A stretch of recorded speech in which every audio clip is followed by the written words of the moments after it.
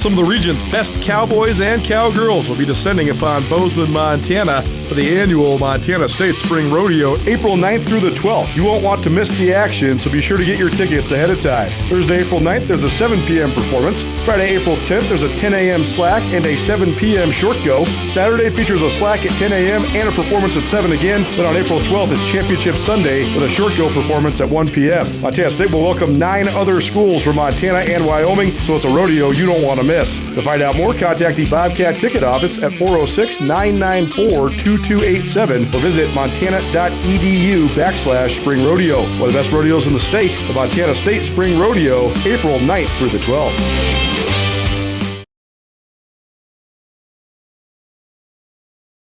Well, Montana State Spring Rodeo coverage continues, and the Spring Rodeo right around the corner. Tomorrow night, the epic event begins. Tons of action at Brick Breeden Fieldhouse Thursday through Sunday. A couple different rodeos, several different performances. Faith Marshall, one of the top cowgirls from Montana State, joining us now here on Nuanez Now, as well as the Big Sky Breakdown podcast series. Faith, thanks for being here. How you doing? I'm good. How are you? Good. You got to share just your feelings about the Spring Rodeo coming up, because I know it's been a long off season for you. So how you feeling coming into this weekend? I feel great. I couldn't be more excited. It really snuck up on us fast, but the build up, the setup, it's all been great and the anticipation is high. Well, rodeo is so funny because you go so hard in the fall and then have to take this long break, and then you get to get back at it in the spring, and it goes all the way in through the summer as well. So take me through your off season. How was it training? I know you guys got the indoor facility. How much did that help you? Yeah, the indoor is a game changer and the weather was so nice this year. We were able to, me personally, I was able to get my horses back in January and I've been practicing since then and that's pretty unheard of, I feel like, for at least my time here. So, it's been great. And honestly, I love the off season because it's a good time to just break everything down and get ready for the spring because the spring just comes and goes so fast. What sort of stuff did you work on this off season? Um, I did a lot of just goat tying like on the ground. That's one of my strongest events. We got to rope a lot. We had calves and I didn't have my barrel horse here, so I didn't get to practice a lot of that. But, you know, um, being able to rope that much in the off season, I feel like I was able to get a lot better, get my horses a lot better, and yeah, it was great. Compare and contrast. What are the differences between horses when you're goat tying and barrel racing? Yeah, so I do 3 different events, so I use a different horse for every event. So my barrel horse, he just runs barrels. My goat horse, he just runs in a straight line and drops me off for the goat tying. And then my rope horses, I actually have to like go rope calves on them. So I feel like the off season I got to work a lot on them. And so they all have different jobs and yeah, we got to work on each and every one. Do you think they ever get jealous of each other? Um, Ye- they're probably all jealous of my goat horse because he has the easiest job and he's my favorite. That's awesome. Faith Yeah, I Marshall. pick favorites, so Faith Marshall joining us here on Nuanez Now, ESPN Radio. So, what did you think of just how it went in the fall? And do you think you individually as well as the team carry some momentum into this spring season? I think yeah, for sure. It really comes to like our advantage having our spring rodeo be the first rodeo in the spring. I feel like it really sets the tone for the rest of the year and I love the brick and I feel like a lot of my teammates do too and I think we're going to have a great showing, yeah, and hopefully carry that momentum from the fall into all the spring rodeos, but especially this one. Well, take us through just your series of events then. What comes first for you Thursday night? So yeah, Thursday night is the first performance, and that's the start of Rodeo 1. And then we'll finish Rodeo 1 with a slack Friday morning, and then top 10 make it to the Friday night short go. And then Saturday morning, it's a clean slate. That's Rodeo 2, and we have slack that morning, and then performance Saturday night to finish Rodeo 2. And then top 10 go to the short ground on Sunday. So you're doing all three events, breakaway, go tag, and barrel racing, each of the individual rodeos. Yes, and hopefully the short go. The short go is the one you have to Right. make it back to, but yes, Yeah, both well, days I will be doing all three. awesome. Well, that's certainly the goal. Is it a different mental state that you have to change into in terms of like your focus and the details when you're doing each of the individual different events? For me personally, for sure, I definitely have a different game plan and a different approach to every event. Um, Goat tying I know is mostly on me, so I kind of put all the pressure on myself and really lock in and work on myself. But then like the barrels and the breakaway, I feel like I have to worry about my horses a little bit more. So I'm definitely a little bit less like tense and like locked in, so I can work with them, you know? So yeah, they're all a little bit different.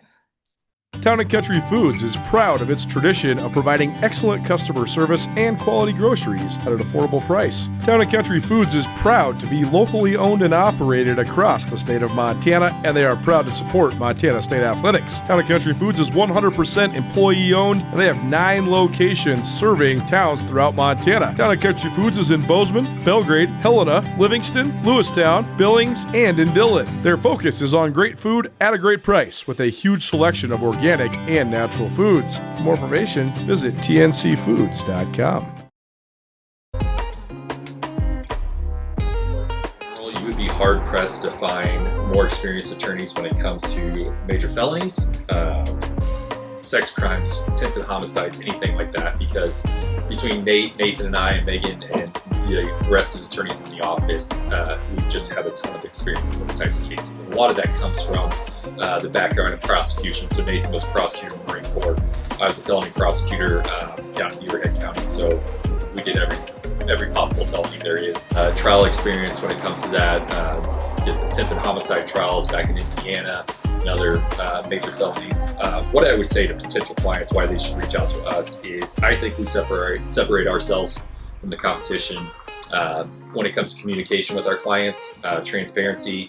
A lot of people get an attorney and they won't hear from them for 6 months or something like that, and that's the biggest complaint that we hear is communication with clients. And I think we separate ourselves in that way. And then as far as results, all you got to do is go to our website. I think we would put our results up against anybody here in the state when it comes to what we're able to do. And at the end of the day, I mean, justice is the goal, but there's also a lot of mitigating factors out there for people that, hey, 99% of people out there made a mistake, want to own up to it, and want to take responsibility. The 1%, that's a different conversation. But yeah, I think we're in a great position to offer a ton of services for clients.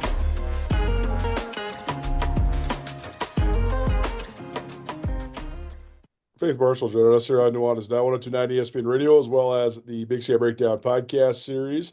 Montana State Spring Rodeo begins tomorrow on Thursday. Tickets still available, so just check out the MSU ticket office if you'd like to attend this awesome event. Tell us about just your path to Montana State from Junction City, Oregon. I know a lot of your teammates are from Montana, so just take Yeah. us through how you made your way to Bozeman and sort of your rodeo background. Yeah, so I don't really come from a rodeo background. Neither of my parents competed in rodeo. They're both from California, from Northern California. And so I grew up in Oregon and Eugene for most of my life. That's not really a big rodeo town. I grew up mainly playing sports. And then when I got to about 8th grade, I just decided I wanted to try it. And I got pretty serious about it in high school. And I ended up winning second at the national finals, the high school national finals, my junior year of high school. And I kind of just carried that momentum. I'm like, I think this is what I want to do in college. And I visited Bozeman and just fell in love. So I've been happy with my choice and my path. What about it came so naturally to you? Honestly, like, I think the town was a big part of it. Like, I love the town. Like, I am from a pretty big town. So I have like still like a pretty big town feel in Bozeman, but not huge and like overwhelming. Like, it's still just like nice and perfect size. And also the team. I love the facility. And yeah, I just wanted to be a part of a winning program. I mean, that's obviously a huge draw because if you go to Brick Breeden Yeah. Fieldhouse, I mean, there's banner upon banner for the MSU women's rodeo Hmm. team. I mean, there's more national championship banners for MSU women than Sure. I think any other sport that Montana State has. So, Yeah, for I mean, sure. that was a draw. I mean, what's it been like being a part of a team that does have such great tradition? Yeah, I feel like it's just been cool to watch the people ahead of me go through. And like, there's been so many people that I got to rodeo with and talk to that were prior to me that were national champions and have been a big influence. And I just hope to follow that path someday while I'm here. How about just the rest of your team? Obviously, it's gonna be exciting for you to watch and follow along with them too. So maybe what can people expect out of the MSU women just as a whole this weekend? Man, the MSU women's team is tough. Like I say it a lot. Like people don't think that a lot of people think like down south is the place to go for the toughest regions, but Big Sky region is tough, and we have a really strong team. We have some really outstanding barrel racers, some outstanding goat tires, a lot of outstanding ropers. Like I couldn't. It's hard to pick a points team, I'm sure, for the coaches every week because you can only pick 4 girls to be on your points team, and there's just so many standout individuals. I imagine it's hard. So I'm hoping for a really good, year for the women's team. Certainly, and I mean, you mentioned it, but this is sort of like the beginning of the second part of the season and the spring. So, I mean, do you feel like this is sort of a tone-setting type of rodeo? Is this something that can give you guys some momentum? Yeah, the spring is so it's different from the fall in its own way. Last year, I didn't score any points in the fall, and I came back and made the college finals just from the spring. Like the Right. spring can be a completely different run because there's so many. I mean, we're not even halfway done with all of our rodeos. We have 6 rodeos this spring, and so starting off in Bozeman, that's a big weekend, doubleheader, and then yeah, that can really set the tone for a lot of points up for grabs later on. Yeah, no doubt. Well, what are the goals for both you and the team to finish out this season? Yeah, for the team, I mean, the goal is always to win the region, be the highest scoring, highest point earning team. I think that's one of the big ones. For me, I'd just like to be back at the college finals, have a successful spring, and I know if I do my job, my horses do theirs, that everything will play out how it should. Well, it's certainly going to be an exciting weekend in Bozeman. If you can't make it down, you should go check this out. There's still tickets available. You can check it out at the Montana State Ticket Office. We'll also put the link to the tickets in the metadata here of this hit. Well, Faith, we appreciate you helping us preview it. Thanks so much for joining us here Thank you today. so much.